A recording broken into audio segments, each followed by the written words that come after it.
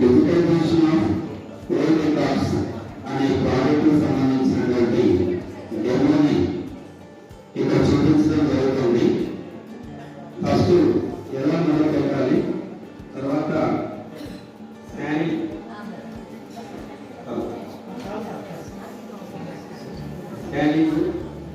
ఆ తర్వాత data entry, ఆ తర్వాత డేటాబేస్ మేనేజ్మెంట్ సిస్టమ్, ఆ తర్వాత ఇమేజ్ రిట్రీవల్ సిస్టమ్ అని చెప్పేసి ఇందులో ఒక 4 భాగాలు ఉంటాయి.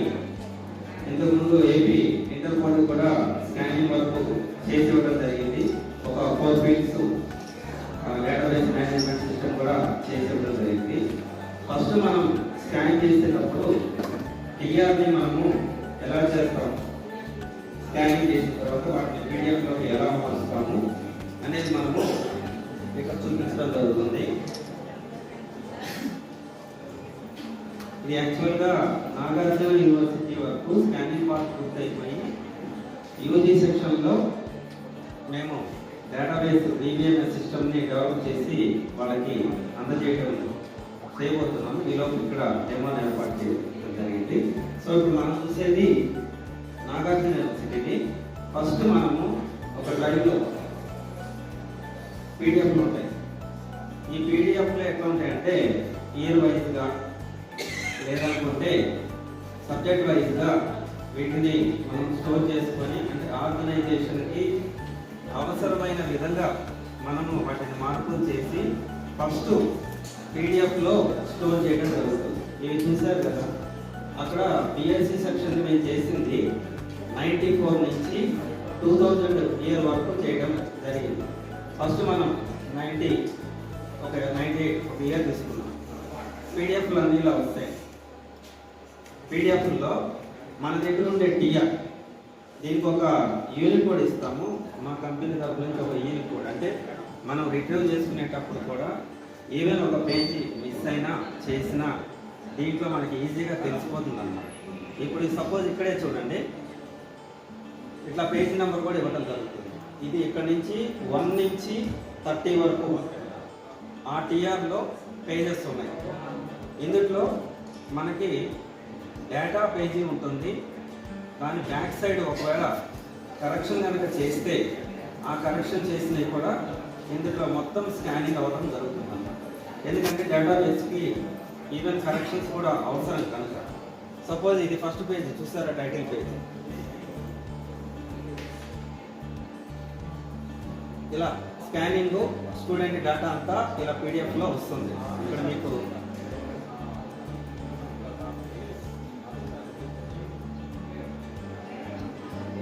ఇది కరెక్షన్ జరిగింది. ఇప్పుడు మన ఇంటర్ బోర్డులో కూడా ప్రతి టీఆర్లో స్టూడెంట్ మనకి ఏదైనా మార్పులు అవసరమై వచ్చినప్పుడు ఇలాగే సైడ్ ఎంటీ పేజీలో మనం రాసుకొని కరెక్షన్ చేయడం జరుగుతుంది. సో దాన్ని కూడా స్కానింగ్ చేసేస్తాం. ఎందుకంటే రేపన్న రోజు ఇదే స్టూడెంట్ మళ్ళీ ఇంకేదైనా మార్పు కోసం వచ్చిన డేటాబేస్ మేనేజ్మెంట్ సిస్టంలోనే కరెక్ట్ చేసేసుకొని దీన్ని కూడా ఒక పీడిఎఫ్ పేజీగా అప్డేట్ చేయడం జరుగుతూ ఉంటుంది అన్నమాట. ఫస్ట్ మనం ముందు స్టార్టింగ్లో ఉన్నాం కనుక ప్రస్తుతానికి scanning part, next data entry part, దాని తర్వాత database management system, image retrieval system. ఇక్కడ 2 ప్రధానమైన అంశాలు ఓల్డ్ రికార్డ్స్ విషయంలో చేయాలి. మేము ఎస్ఎస్సి బోర్డుకి అలా చేసాం. ఇండియాలో first SSC board complete digitalisation of old records చేసిన ప్రాజెక్ట్ మా సంస్థ ద్వారా ఆధార్ ట్రేడ్ ద్వారా చేయడం జరిగింది. అందులో 2 సిస్టమ్స్ ఇచ్చాం. ఒకటేంటంటే స్టూడెంట్ మన దగ్గరికి వచ్చినప్పుడు ముందు ఆ నెంబర్ కొట్టంగానే ఇమేజ్ డిస్ప్లే అయిపోతుంది. ఇమేజ్ అయిపోయిన తర్వాత దాన్ని డేటాలో కూడా కన్వర్ట్ చేసి ఉంటాం కనుక డేటాలో కూడా చూసుకోవడం జరుగుతుంది. అంటే మనం ఇమేజ్లో ఒకవేళ డేటాలో ఏదైనా తప్పు జరిగినా ఆ ఇమేజ్ని చూసుకొని మళ్ళీ కరెక్ట్ చేసుకునే సిస్టమ్ అనేది ప్రొవైడ్ చేయడం జరుగుతుంది. ఇప్పుడు ప్రస్తుతానికి ఇది మనకి పీడిఎఫ్స్ అండి. ఇలా 98లో ఎన్ని టీఆర్స్ ఉంటే అన్ని పేజీలని ఈచ్ అండ్ ఎవరీ పేజీని స్కాన్ చేయడం జరుగుతుంది. ఇదే 98.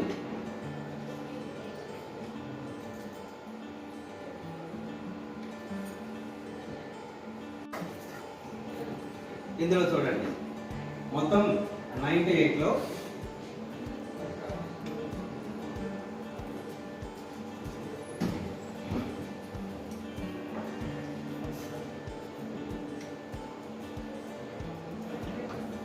మొత్తం 1,36,913 స్టూడెంట్స్ అనేది ఈ 98 ఇయర్లో ఉన్నటువంటి స్టూడెంట్స్ రికార్డ్ అన్నమాట.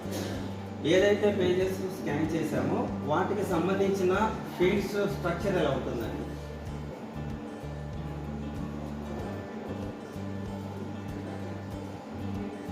ఇది చూడండి, ఇది రిజిస్టర్డ్ ఐడి అనేది మీరు ఇచ్చుకుంది, డాక్యుమెంట్ ఐడి అనేది మేము ఇస్తాము. డేటాబేస్లో మాకు అది ఎప్పుడైనా సరే రిట్రీవ్ చేసుకోవడానికి ఈ ఫీల్డ్ మీకు సంబంధం ఉండదు. ఇక్కడ రిజిస్టర్డ్ ఐడి నుంచి మొదలవుతుందండి. చూడండి మన టీఆర్లో కూడా ఇలాగ ఉంటే కొన్ని టైటిల్స్ మార్పు ఉండదు, జెండరు, మేల్, ఫిమేల్, ఇదంతా టీఆర్లో ఎలా ఉందో యాజ్ టీజ్గా టైటిల్స్ కూడా అలాగే చేస్తాము. మొత్తము వాళ్ళకి సంబంధించినటువంటి ఒక టీఆర్లో ఒక పేజీకి సంబంధించి 28 ఫీల్డ్స్ ఉన్నాయి. ఇందులో ఈ టైటిల్ ఏదైతే ఉందో ఈ టైటిల్ని పేజ్ లింకప్ చేస్తేనే మనకి డేటా ఇమేజ్ రిట్రీవల్ సిస్టంలో దానికి సంబంధించిన ఏదైతే నెంబర్ మనం రిజిస్టర్ నెంబర్ టైప్ చేస్తామో అది వెంటనే దీన్ని లింకప్ చేసినందువల్ల ఇమేజ్ రిట్రీవల్ సిస్టంలో ఆ ఇమేజ్ వెంటనే మనకి డిస్ప్లే అవుతుంది. అది నెక్స్ట్ సబ్జెక్ట్లో మనము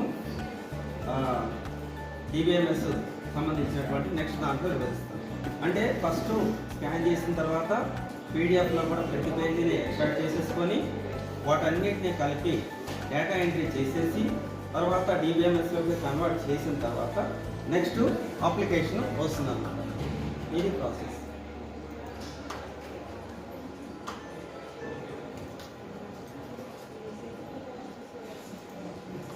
ఇది మేము చేసిన DBMS సాఫ్ట్వేర్ అండి.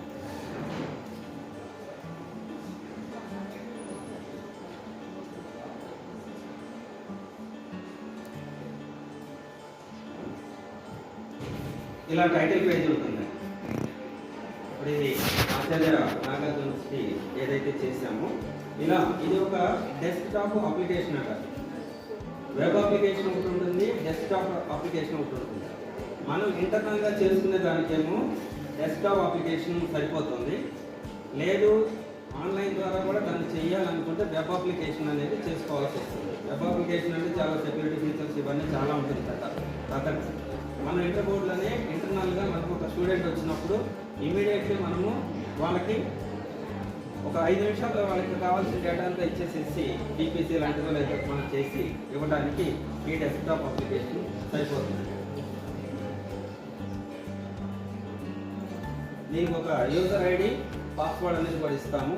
ఎవరి కంట్రోల్ అయితే ఉంటుందో వాళ్ళే ఆ పాస్వర్డ్ యూజ్ చేసుకోవడానికి ఉంటుంది.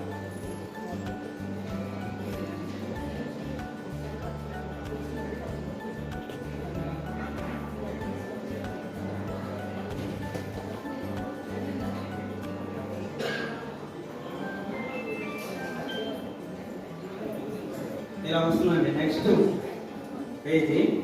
ఇందులో మనం ఇంతకుముందు చెప్పినట్టుగా మేము చేసిన ఏంటంటే ఇదిగోండి 94 నుంచి 2000 ఇయర్స్ అనేది కంప్లీట్. ఇందులో మనకి ఇమేజ్ డిస్ప్లే చేసుకోవచ్చు లేదా డేటా కూడా చూసుకోవచ్చు. ఇందాక మనం 98 సెలెక్ట్ చేసుకున్నాం కనుక అదే 98 తీసుకున్నాం. సపోజ్ ఇక్కడ సెలెక్ట్ చేసుకున్న ఇయర్ని గెట్ డేటా అంటే దీనికి సంబంధించినటువంటి మొత్తం డేటా స్ట్రక్చర్ అంతా వచ్చేస్తుంది. ఇందులో ఇమేజ్ చూడొచ్చు, డేటాకు సంబంధించినటువంటి స్టూడెంట్ డేటాను కూడా ఏదైతే 28 ఫీల్డ్స్ ఉన్నాయో అదే ఫీల్డ్స్ ఇందులో కూడా రిఫ్లెక్ట్ అవుతాయి అన్నమాట. ఇది ఇంతవరకు ఎవరు కూడా ఏ కంపెనీ కూడా ఇమేజ్ రిట్రీవల్ సిస్టమ్ చేయడం లేదు. ఓన్లీ ఏదో డేటా ఎంట్రీ తీసామో డేటా ఇచ్చేస్తున్నాం అంటున్నారు, ఇచ్చేస్తున్నారు, వెళ్ళిపోతున్నారు స్కాన్ చేసేసి. కానీ తప్పులు మనం గ్రహించాలన్నా కూడా ఇమేజ్ని చూసుకొని ఇన్ కేసు మేము మిస్టేక్ చేసినా కూడా ఆ ఇమేజ్ని చూసుకోగానే మా మిస్టేక్ కూడా బయటపడిపోతుంది ఇన్ కేసు మేము చేసి. అందుకని ఈ 2 సిస్టమ్స్ చాలా ఇంపార్టెంట్ ప్రతి ఆర్గనైజేషన్కి అని చెప్పేసి మేము ఈ 2 చేస్తున్నాము. ఇప్పుడు ఇక్కడ మనకి ఇమేజ్ చూడాలనుకుంటే ఇమేజ్ని చూసుకోవచ్చు. లేదు డేటా చూడాలనుకుంటే డేటా చూసుకోవచ్చు. సపోజ్ మీకు ఎక్సెల్లోకి వెళ్ళి మనం ఒక నెంబర్ తీస్తాం. ఇదంతా 90S090005. ఇక్కడ పేస్ట్ చేసిన తర్వాత గెట్ డేటా చూడండి. ఆ నెంబర్కి సంబంధించినటువంటి మనకి ఇమేజ్ దీంట్లో ఉన్న కనుక ఇప్పుడు ఇమేజ్ కావాలనుకుంటే మనం ఆ నెంబర్కి సంబంధించినటువంటి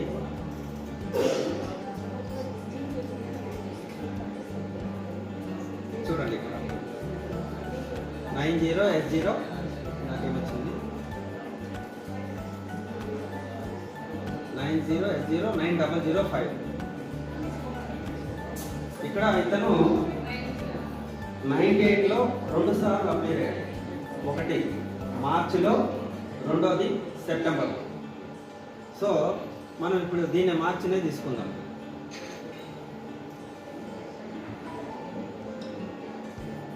ఇదిగోండి 90S090005.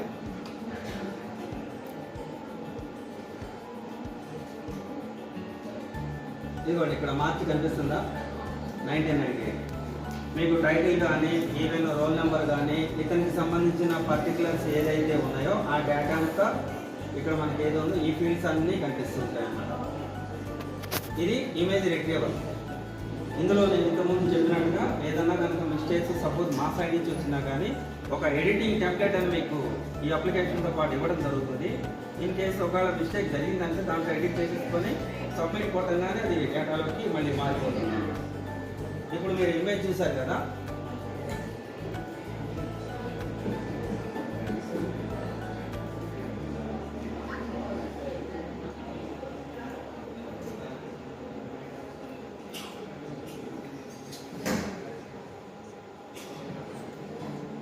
ఇదిగోండి ఇట్లా ఇంతకుముందు మనం ఏదైతే ఎక్సెల్లో చేసామో దాన్ని మనము డేటాబేస్లోకి మనం కన్వర్ట్ చేయడం జరిగింది. ఇక్కడ ఏ ఫీల్డ్స్ అయితే మనం 28 ఫీల్డ్స్ చేసామో ఇవన్నీ ఇది ఉంటుందన్నమాట.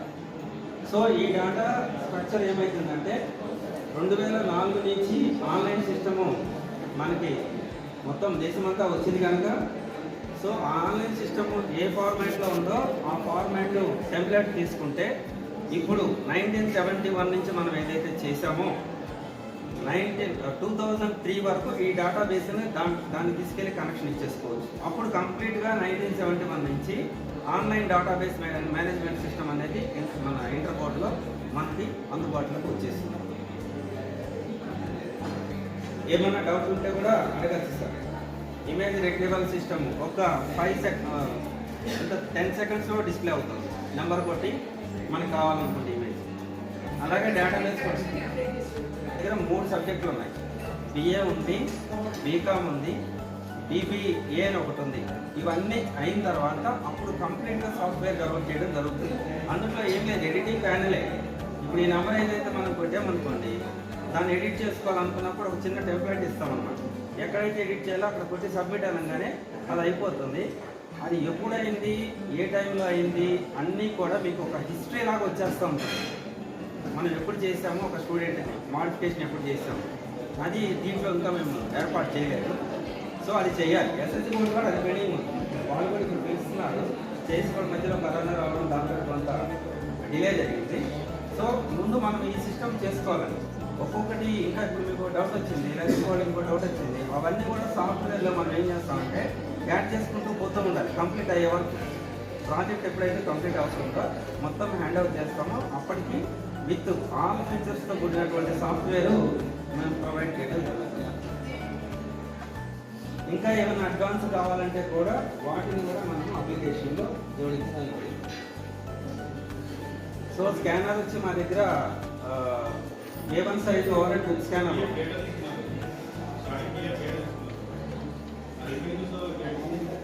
ఏం సార్ స్కానింగ్ చేస్తారు. ఎట్లా వస్తుంది ఎక్సెల్లో డాటా ఎంట్రీ చేయాలండి. డాటా ఎంట్రీ చేయాలి. అవి కావట్లేదు సార్.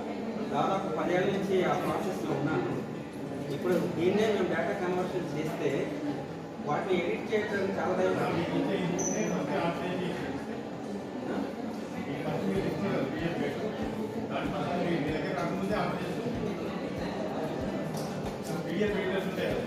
అవి కావట్లేదు.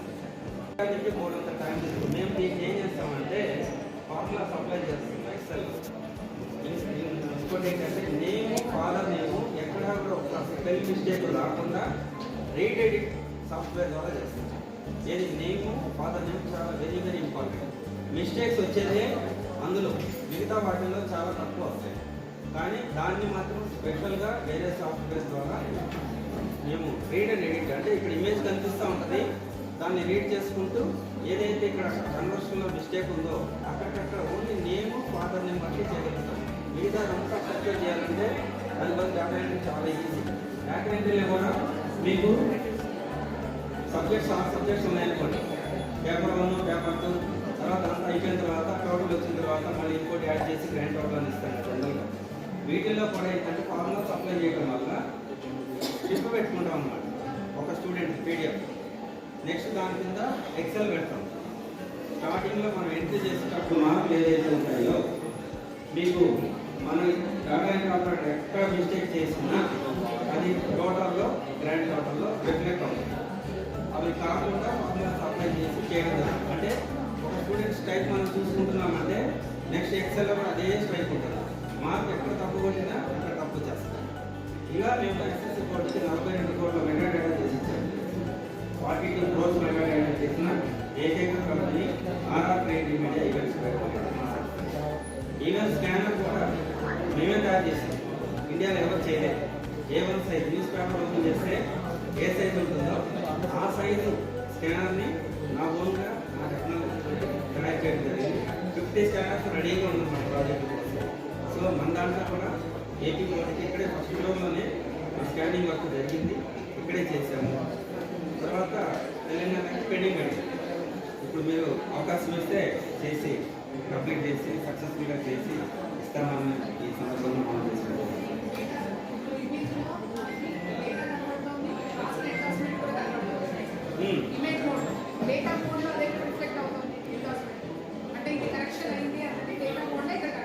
అది మీకు కావాలంటే 2 విండోస్ పెట్టి ఇస్తామండి. ఇన్ కేసు ఒకవేళ మనం ఒక నెంబర్ కొట్టామనుకోండి, ఈ డేటా పక్కన ఉంటుంది, ఇమేజ్ పక్కన ఉంటుంది, పీడిఎఫ్. మీకు అదే అందుకే అడిగేది, మీకు కావాల్సింది ఏదైనా సరే చేయడం అనేది సాధ్యం. అడగాల్సింది మీరే. ఈ డెమో కారణం ఏంటంటే ఇవన్నీ మీరు పాయింట్స్ గ్యాదర్ చేసుకొని ముందుగా చెప్పారనుకోండి, వాటిని మేము మళ్ళీ తర్వాత స్టార్ట్ చేసిన తర్వాత ఒక్కొక్క యాడ్ చేయడం కంటే కూడా ముందుగా డౌట్ చేయడం ఉందంటే అవి ఇచ్చేస్తే ప్రోగ్రామ్లోనే తయారు చేయడం జరుగుతుంది.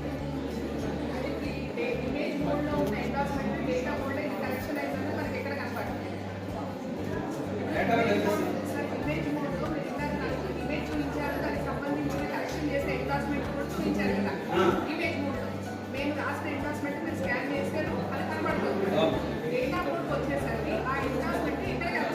దాని కరెక్షన్స్ అని చెప్పేసి రోల్ నెంబర్ ఏదైతే ఉంటుందో దాని పక్కన సి అని ఇస్తాం ఉంటుంది.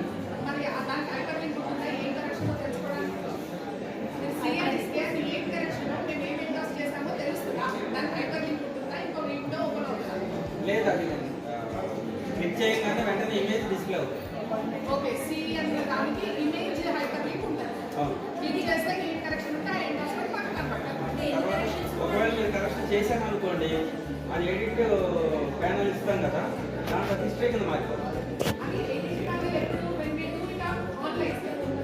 నేను ఆల్రెడీ ఐడెంటిటీ కరెక్షన్ చూపించాను. అంటే what you have done manually please and ఈ సాఫ్ట్వేర్ యూస్ చేయడానికి కంటే ముందు దాని గురించి మేము చేసే ఎండాస్మెంట్. దాంట్లో ఈ పార్ట్ అండి చేసుకుంటే వెళ్ళిపోతానే ఉంటారు. వచ్చారు ఏ రోల్ నెంబర్ అయితే మీరు అలాంటివి కూడా మీకు ఫిల్టర్ చేసుకోవచ్చు. ఎన్ని కరెక్షన్స్ వచ్చాయనేది కూడా ఇంకొక నావిగేషన్ బటన్లో ఇస్తామన్నమాట. ఇక్కడ ఏదైతే ఉందో ఈ బటన్లో మీరు అడిగిన బటన్ అనేది ఒకటి ప్రొవైడ్ చేస్తాం. ఏది కరెక్షన్స్. ఆ కరెక్షన్స్ మీరు కొట్టారనుకోండి, టోటల్ నెంబర్ ఆఫ్ కరెక్షన్స్ ఎన్ని ఉన్నాయి అనేది రోల్ నెంబర్ సహా వస్తుంది. మళ్ళీ దాంట్లో మీరు సెట్ కొట్టుకొని రోల్ నెంబర్ మీకు ఏదైతే ఉందో కావాలో చేయాలో దాన్ని క్లిక్ చేయగానే ఆ ఇమేజ్ వచ్చేస్తుంది. దాన్ని చూసి మీరు ఎడిట్ టెంప్లెట్లో ఎంట్రీ చేసేసుకోవచ్చు. సబ్మిట్ కొట్టగానే అప్డేట్ అయిపోతుంది.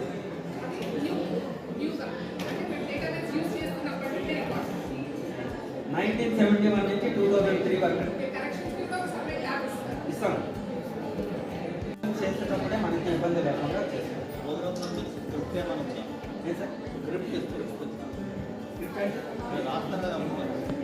అదే సోర్స్ కోడ్, అది ఆ సోర్స్ కోడ్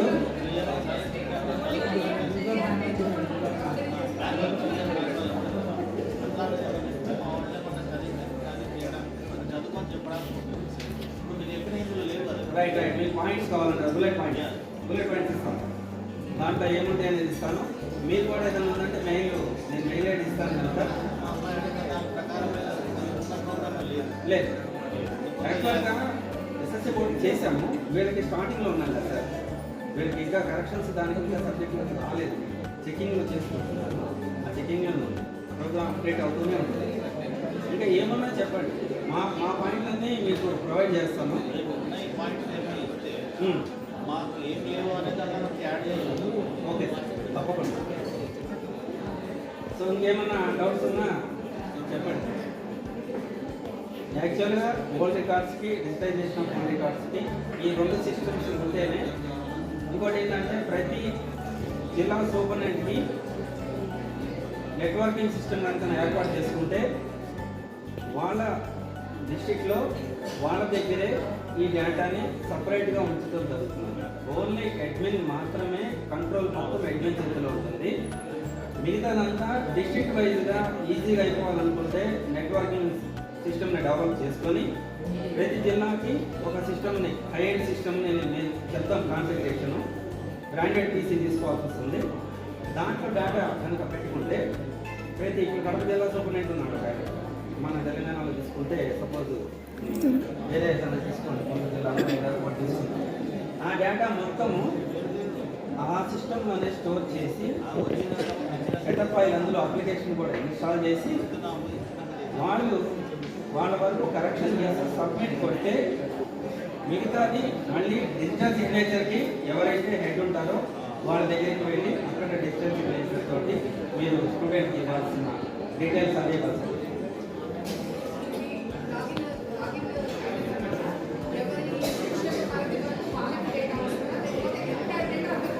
ఎంటైర్ డేటా రాదండి. ఎంటైర్ డేటా ఓన్లీ అడ్మిన్ చేతిలో ఉంటుంది.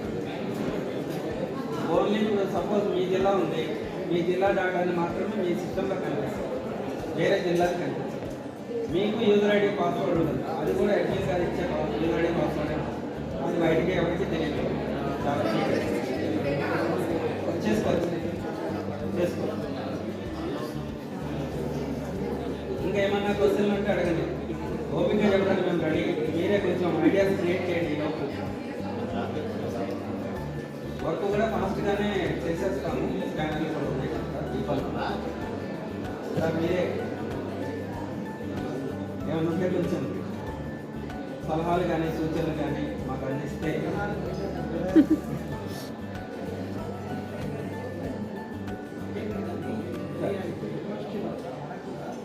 ఇలాంటి బాగా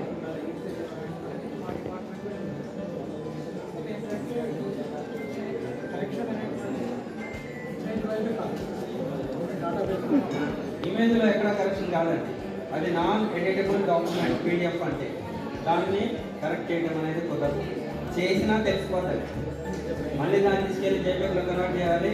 జేపీఎగ్లో కన్వర్ట్ చేసిన తర్వాత ఎడిట్ చేసిన తర్వాత మళ్ళీ పీడిఎఫ్లోకి రావాలి. ఈ ప్రాసెస్ అంతా జరిగేది కాదు. ఇంకోటి ఏంటంటే వీటిని బైనరీ ఫార్మాట్లో పెడతాం. మేడం మీకు కొంచెం ఏదైతే పీడిఎఫ్ ఉందో సిస్టంలో డిలీట్ కాకుండా దాన్ని బైనరీ ఫార్మాట్లో పెడతాం. బైనరీ ఫార్మాట్లో పెడితే ఎడిట్ ఆప్షన్ ఉండదు, డిలీట్ ఆప్షన్ ఉండదు. అది అట్లా పర్మనెంట్గా ఉండిపోతుంది. లేదంటే పీడిఎఫ్ ఎవరైనా డిలీట్ చేసేసి నాకు తెలియదు అంటానికి ఛాన్స్ ఉంది. అట్లా ఇవ్వం. లాస్ట్లో ప్రతి పీడిఎఫ్ ఇమేజ్ బైనరీ ఫార్మాట్లోకి వచ్చేస్తుంది. స్టేజెస్ ఉంటాయి కదా.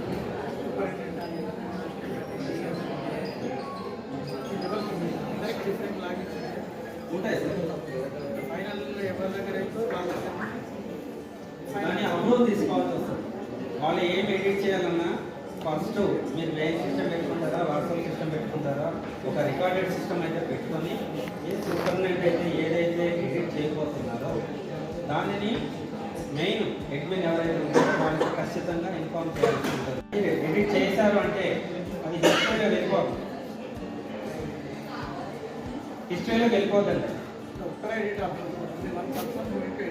కాదు సార్, జిల్లా సూపర్నెంట్లు వాళ్ళ వరకు వాళ్ళు ఎడిట్ చేస్తారు. చేసింది సబ్మిట్ కొట్టంగానే అది మెయిన్ అడ్మిన్కి వచ్చారు. వాళ్ళు సబ్మిట్ కొట్టంగానే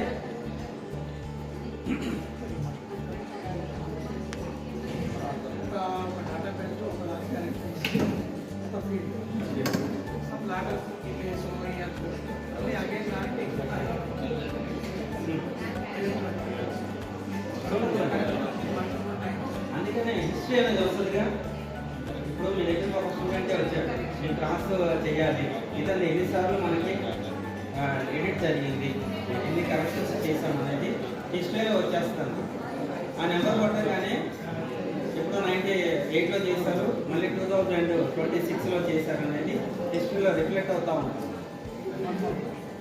ఒకసారి డేటాబేస్లో ఎడిట్ చేశారు అయిపోయింది, బట్ కొద్ది రోజుల తర్వాత తప్పనిపోయింది, మళ్ళీ దాన్ని రీఎడిట్ చేయొచ్చు. అదే చేయొచ్చండి, చేయొచ్చు. మళ్ళీ అది కూడా రిఫ్లెక్ట్ అవుతుంది. అంటే పాతది ఇలా చేశారు, మళ్ళీ దానిలో ఇది కరెక్ట్ కాదు, మళ్ళీ ఇలా చేసామనేది హిస్టరీలో రిమార్క్స్లో రాయాలండి. అవన్నీ చెప్తాం. వర్క్ ఎప్పుడైతే స్టార్ట్ అవుతుందో ప్రతి సూపర్నెట్కి ఎవరైతే దీనికి సంబంధించిన రిలేటెడ్ ఎంప్లాయీస్ ఎవరైతే ఉంటారో వాళ్ళందరికీ కూడా ట్రైనింగ్ ఇవ్వడం జరుగుతుంది. నెలకి కనీసం ఒక 2 times అన్నట్టు మనం ఇట్లాగే మీటింగ్ పెట్టుకొని డిస్కస్ చేసుకొని ఏమేమి కావాలో అడుగుతూ వాటన్నిటిని ఫుల్ఫిల్ చేసుకుంటూ లాస్ట్ కంప్లీట్ అయ్యేటప్పటికి అందరూ కూడా దీన్ని చాలా సులువుగా ఆపరేటింగ్ చేసే విధంగా తయారు చేసి ఇచ్చేస్తాం.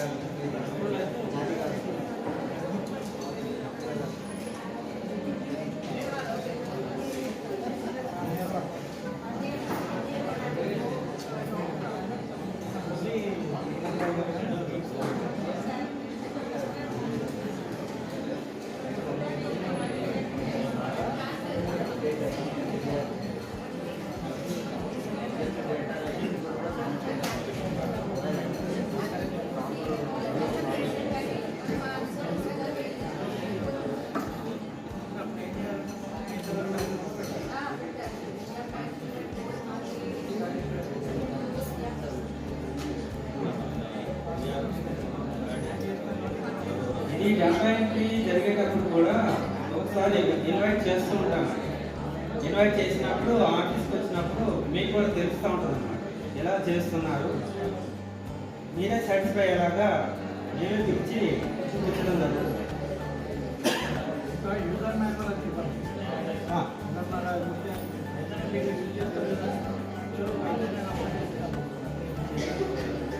ఒక పీపీటీలో తయారు చేసేసి మీకు అది పీడిఎఫ్లో ఇచ్చేస్తాను. వాట్సాప్ చేసి మీకు అందరికీ కూడా షేర్ చేస్తాను. మా సంస్థ ఓన్లీ ఎడ్యుకేషన్లోనే చేసిందండి, మిగతా చోట్ల చేయలేదు. 4 యూనివర్సిటీస్ ఆర్ఆర్ క్రియేటివ్ అంటే డాక్టర్ బిఆర్ అంబేద్కర్ యూనివర్సిటీలో కనుక్కున్న, సిపిఎల్లో కనుక్కున్న, నాగార్జున యూనివర్సిటీలో కానీ, తర్వాత ఆంధ్ర యూనివర్సిటీలో కానీ, ఆంధ్ర యూనివర్సిటీ కూడా ఇప్పుడు డేటాబేస్ చేయమని చెప్పేసి నిన్నే కాల్ వచ్చింది, అక్కడ కూడా వెళ్తున్నాము. ఈ 4 కాకుండా AP SSC board, inter board, technical board, ఈ 3 కూడా మేము చేస్తాం.